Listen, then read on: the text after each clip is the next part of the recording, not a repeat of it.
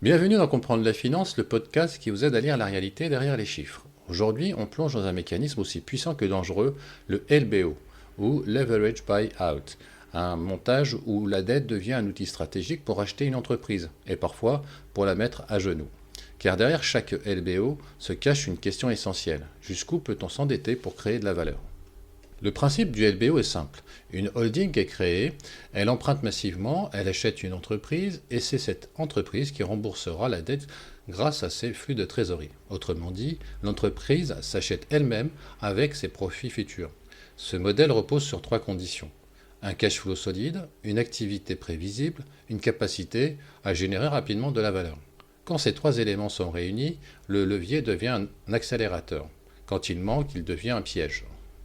Dans la pratique, le LBO n'est pas un modèle unique. Il existe plusieurs variantes, chacune adaptée à un contexte différent.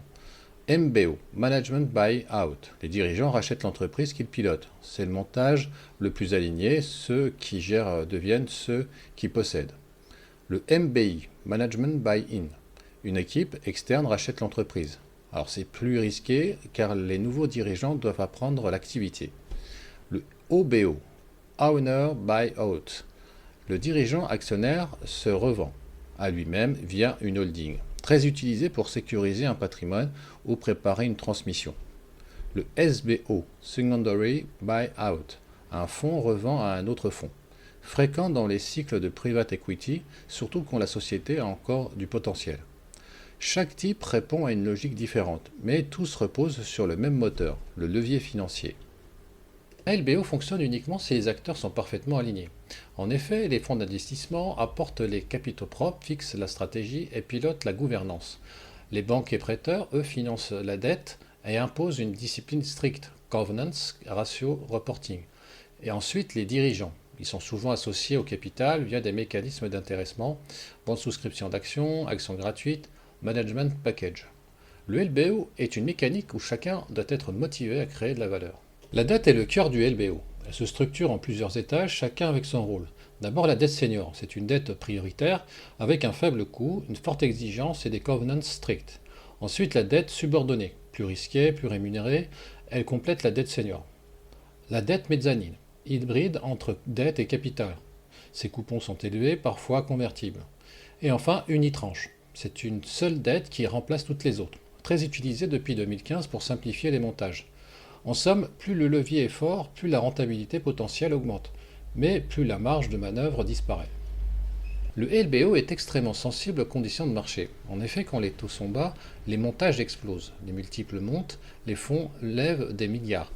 Quand les taux montent, les deals se raréfient, les convenances se durcissent, les multiples se compressent.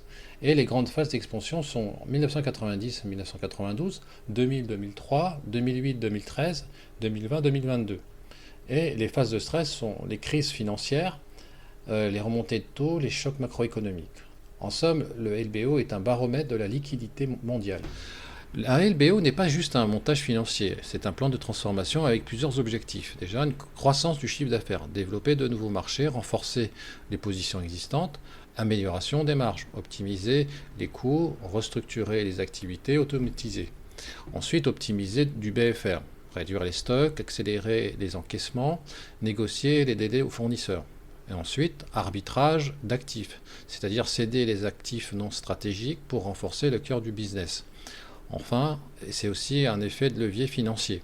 La dette amplifie la rentabilité des capitaux propres tant que le cash flow suit. En fait, le LBO est une machine à discipline financière. Le LBO peut détruire une entreprise si le levier est mal calibré. En effet, il peut entraîner un surendettement avec un cash flow qui ne suffit plus à rembourser. Lorsqu'il y a une hausse des taux, le coût de la dette peut exploser. Ensuite, une baisse des marges peut entraîner un levier qui devient insoutenable.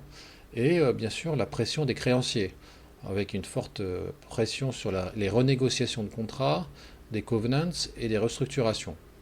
Le LBO est un outil puissant, mais il ne pardonne aucune erreur. Casino est l'un des LBO les plus spectaculaires et l'un des plus instructifs. Alors quels sont les faits ?